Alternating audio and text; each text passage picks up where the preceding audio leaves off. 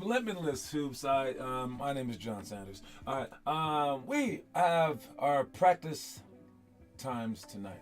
All right. So make sure you guys are show up for that. I'm not really sure where it is, like Glenwood Elementary or something like that. But wherever it says on the site, make sure you guys show up and show out. I heard some people are going to a high school basketball game tonight.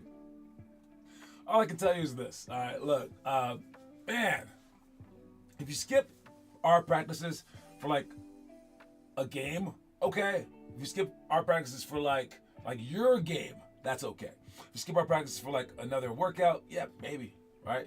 If you skip our practices to watch someone play, guys, there's a reason that you want to make the NBA. What up, Chacon? There's a reason that you want to make the NBA, and the reason is this. It has money, and it has fans. All right, and it doesn't have just a little bit of money or a little bit of fans. It has a lot of fans. All right, and it has so many fans that you want to try to reach that level. All right, being one of those fans does not help your case to get onto that court. It does in the very, very beginning.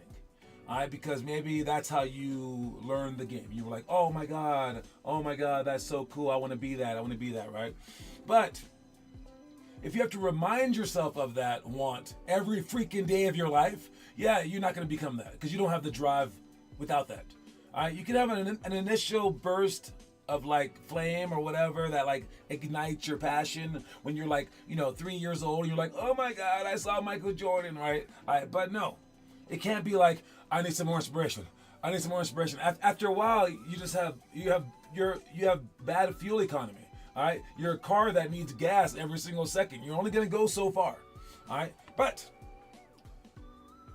if you can just inspire yourself, not only will that be good because you'll be self-sufficient, but it'll be good because you'll actually spend more time in the gym. All right, once you start skipping your own practices to watch other people's games, that's the beginning of the end. All right, and all I gotta say is this. All right, 3 words. Act as if. And those 3 words can change your life. Act as if you're going to make the NBA. Act as if you're going to make D1. Act as if you're going to make the varsity team.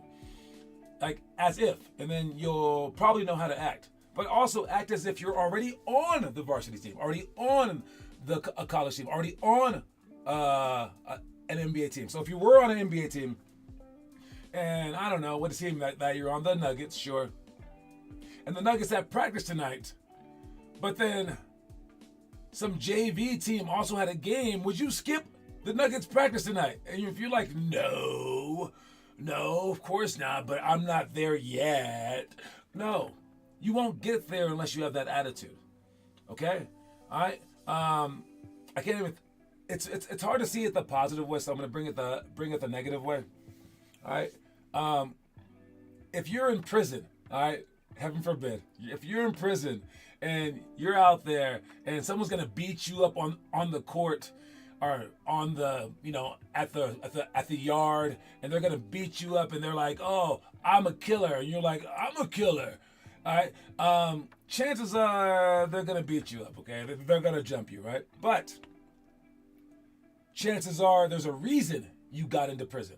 You were a killer before prison. Now you can hold your own, I suppose, because you did something to get into prison. You were that killer before prison. For this, I don't know if that was a bad example or not, but it's really easy to see when it's negative. For this, if you're a killer on the basketball court, you want to be a killer on the basketball court, you got to be a killer long before. You got to be like a first grader who takes it dead serious. Then a second grader who takes it serious. Then you'll keep propelling yourself. You can't just say, I'm gonna play it like an amateur until I get to that spot, because you'll never get to that spot. All right.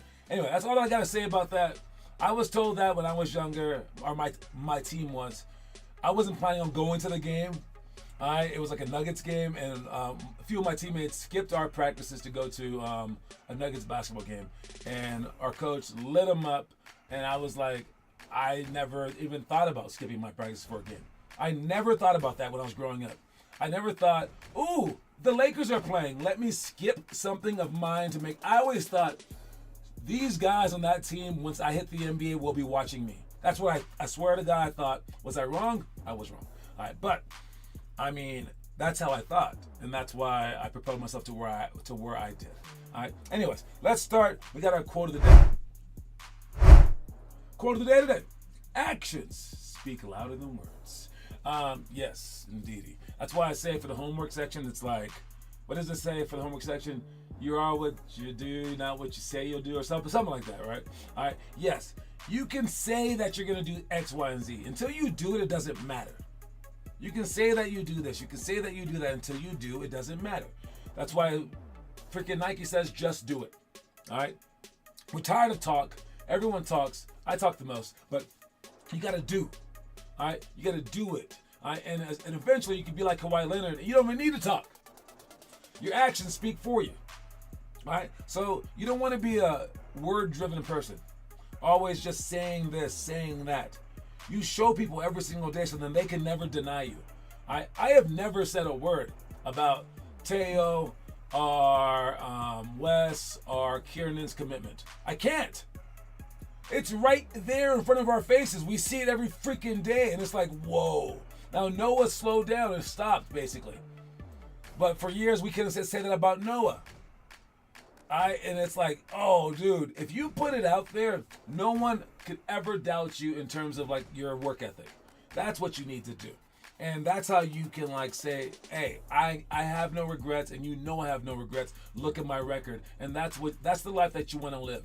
That's the life that's like stress-free. That's the life that's like fulfilled. You're happier like that. Trust me. And everything that you do, if you put forth a serious effort, while it may hurt in the meantime, if you fail, down the road, you're going to be like, I could do no more. I'm the happiest guy alive, all right? So make sure that you put yourself in that position by remembering this quote.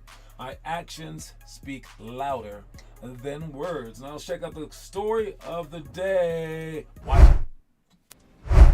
If you see two players with one ball decide to cooperate and shoot shots to improve their game, you're watching two players whose work ethic will lead them to be very good.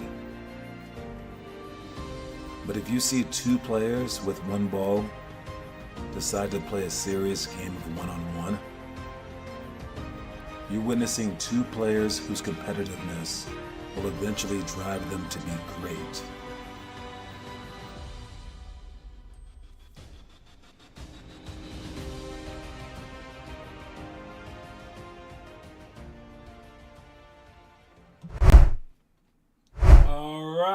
Yes, that is a true story that I heard, and I am a believer of it. But it wasn't quite told exactly like that. It was told like this. It was, should I call him out? Should I call him out? Yeah, no one really watches the show. So, yes, it was Oregon's women's basketball coach. All right. I was talking to him, and he was like, man, there is a difference between men and women's basketball. He coaches women's, but he played men's, obviously, growing up. And he's like, two girls get a ball on the court and they will shoot around. Two boys get a ball, they'll play one-on-one. That's the whole difference. And it's because of testosterone in our body. We're like very, very warlike individuals. And women are very like, empathetic and like other positive traits. But in basketball, it turns out that is not always the best thing.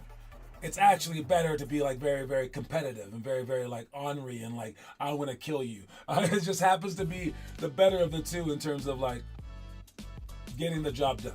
All right, it is what it is. All right, but if you find yourself in that first category, whether you're a girl or a boy, don't be like that. You want to be competitive. It's like, yeah, sure, we can like shoot some shots. We only have one ball, but how about we get two balls and we can at least shoot against each other and be competitive. And like, I'm gonna beat you to this score. Or if we only have one, now let's play one-on-one. All right, you don't need to always play, but you can work out too. But you make it competitive. You guard each other. You do like things like that. And it's not about like, oh, I'm not your friend, I'm your enemy. No. The best thing that you could do for your friend is to compete against them. Even if it was like, let's say homework or in terms of like taking a test. All right, there's two ways to do it, I guess. You could, sabotage their test and like tear their paper in half, but that's a losing mentality. What you want to do is study with that person, help them out, and then they help you out. and then you guys try to beat each other on the test, so then you're getting a 98 and he might get a 99, and then the next test you're like, I got to get 100. That's how you do it. You don't say, okay, I got an 85, you got an 86. Oh no, I'm gonna tear your test up to make sure that you get a 0. Now I'm beating you. No, you don't tear them down. You lift them up so that they can lift you up further. All right. So so it's actually a very, very nice thing to do. And you do that on the basketball court by trying to block their shot, trying to steal the ball, trying to beat them to the bloody pulp. All right. And then they'll make you better too. And then by the end, you guys shake hands on it, even though it was like a rough battle, because you both got better. All right, you can't take it too seriously, but you must take it so seriously. It's a weird paradox, okay? All right, so yes, all right, make sure that you guys are doing the more competitive thing as often as possible. The more competitive thing is as often as possible. Where it doesn't need to be the stereotypical friendship. This friendship could be a great friendship, or a greater friendship, like Magic Johnson and Larry Bird had. Sort of friendship where you guys are rivals among friends. All right, you don't have to be like talking crap behind their back and things like that, but no, you push each other to a greater extent as opposed to pull each other down.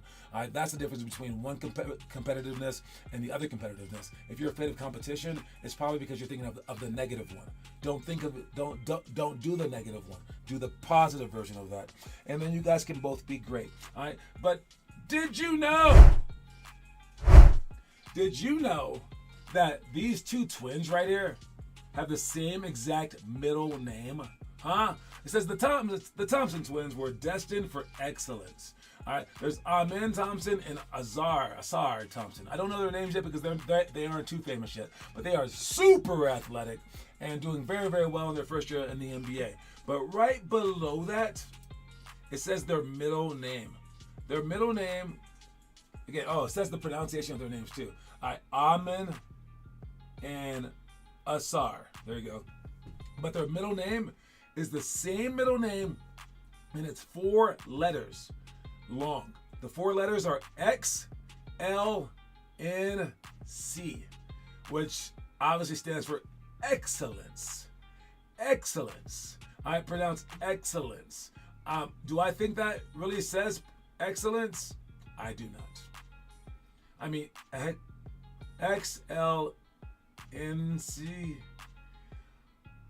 I don't know what else I could have done. Maybe just spell it out correctly. But no, it's interesting. All right, they have excellence as their middle name. Is it in all caps? It is in all caps. All right, that's pretty interesting. But did you guys know that? Is this giving you ideas on what to name your kid? What do the comments say? It gets deeper than that too. Is it really pronounced excellency? See, excellency might make more sense. I don't know. Isn't it excellency? See what I'm saying? That does not say excellence. Yeah, I'm kind of with these people, but at the same time, I like the thought behind it. It's okay. It's neat. They both made it, so we can't really say anything.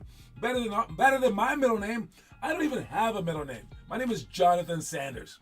My dad wanted it to be Lewis like his, and then my mom was like, that's a dumb middle name. I'm not even gonna give him a middle name because I don't have one. So my mom and I both don't have middle names. But my little brother, his middle name is Lewis. He got the leftover middle name. That was a fake laugh, by the way, but it's okay. I'm not a very good actor yet. I will be. All right. Open gym, we got dribble tag to begin with, then 1-on-1 with efficiency wins, and then 5-on-5 cutthroat after that. For the team, we got reverse layups, baseline of bounds for shots, loose balls, press break, walk through, then 49 seconds down by 3 with free throws. I want us to definitely go over the loose balls. All right. As a team, we'll go over the press break, walk through, definitely. Baseline of bounds for shots, we'll probably have to talk about that too for the team. And then the reverse layups for everybody. But I want to have a group of kids play the dribble tag to begin practice, so that they can have some fun doing that. So while you guys are running, they will be doing the dribble tag. And then we got 1-on-1 efficiency wins. I might make that with everybody, and it's 1-on-1 where you want to dribble as few times as possible to score, but the defense should be on you. All right. And if you dribble 0 times and score, that's 3 points. Dribble 1 time and score, that's 2 points. Dribble 2 times and score, that's 1 point. Dribble 3 times, doesn't count. Don't score, doesn't count. All right, and if you stop them, you are on offense, and then we go from there. All right, and so it's one-on-one with efficiency because you want to be as efficient as possible. You don't want to be over dribbling. I think it's a very, very important game. But after that, we will have everyone play, and then we'll do some more stuff and things like that. We'll have a totally fun night. This is our most laid-back night, the open gym night. All right, so make sure you guys show up and experiment. All right, try some things. All right, work on some stuff that you're not good at. Work on some stuff that you are good at. All right, this is your chance to be as creative as possible because you do need a breather. All right, from all of our schedule. That's why we have this day. So make sure you guys are doing it. All right, highlights. All right, the highlight is this another Reggie Miller moment? Let's watch this thing real quick. All right. 9.5 to go. Nets down 4. All right, so the black team is down by 4. All right, the New Jersey or Brooklyn Nets are down by 4, but they got D'Lo on their team, and it's how many seconds left? 9 seconds left. Let's see what happens. Owoma has to get it in. Finds Johnson a deep 3. Is good. All right. Down by 1 now? It's a 1-point game with 6.9 to go. Inbound, stolen away. Russell, you bang. All right, so I only got one thing to say about that. He caught the ball with 3 seconds left, fired a 3-pointer. Maybe, yeah. Well, because why wait? You have the shot, but now they have a chance to still beat you. But that's 2 threes in like a second right there. I think that this is a pretty epic comeback right here. You have a comfortable lead. You got to get that ball inbounds. You got to get maybe a stop, but at least get the ball inbounds, dude. That's very, very crucial. And look how close they were on the inbounds pass. This is why I say you got to get your distance, just set a screen, just catch a freaking ball. 9.5 to go. Nets down 4. Owoma has to get it in. Finds Johnson a deep 3. Is good. It's a 1-point game with 6.9 to go. Inbound, stolen away. Russell, you bang. He got it. Nets lead. 3.4 to go.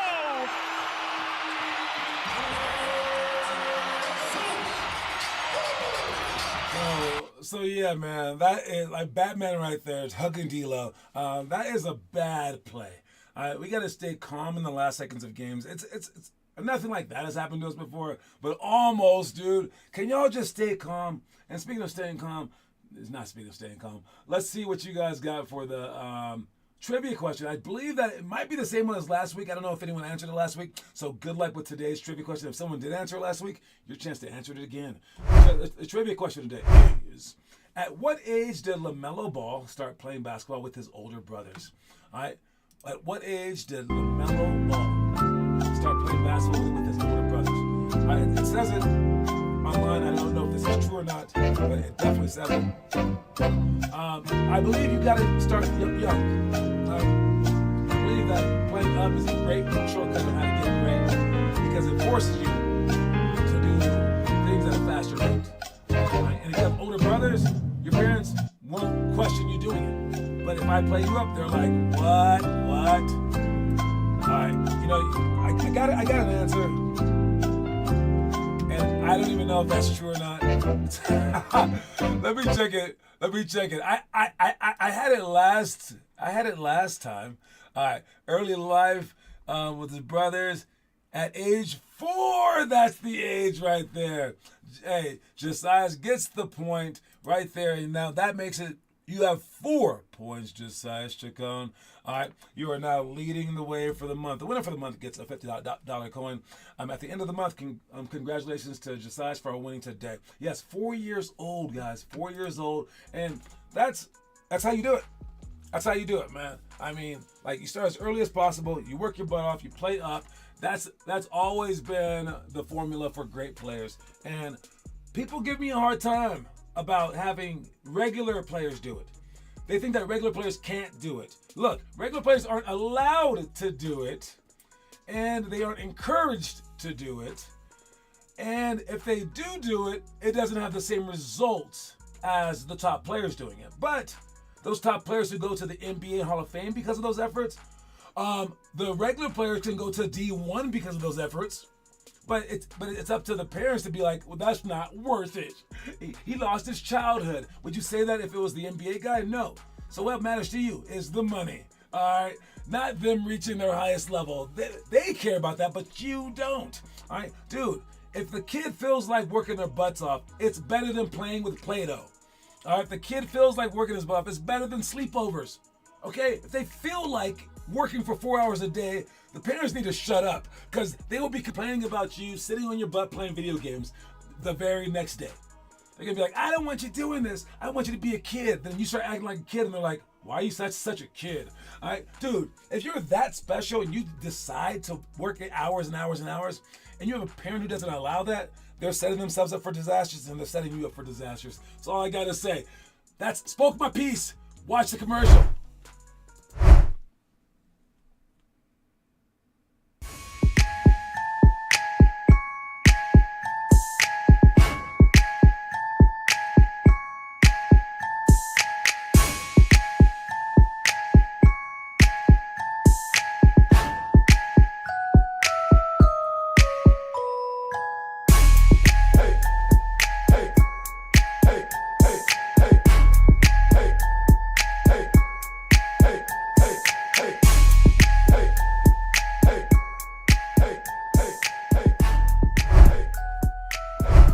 Conspiracy time. CP3 and Wemby disqualified for the skills challenge. And apparently, after they got disqualified, Wemby got kicked out the league for the whole year and had a shoulder injury. He's no longer playing for the rest of the year. Is that true? I don't think so. But am I going to say it? Yes. So spread the word. They were disqualified from the skills challenge. Wemby just happened to get injured after that. And he has a blood clot, I believe, something like that. I don't know all the details. But they did get disqualified from the skill challenge. That is real. If you watched it, basically it was like whoever finished fastest got to like the next round. And Wemby starts doing something really peculiar and just missing shots on purpose, just to get a faster time. And everyone's like, dude, this has Chris Paul's signature all over. Then Chris Paul goes out there and follows it up by just doing even crazier misses, just throwing the ball on the ground to get a fast time.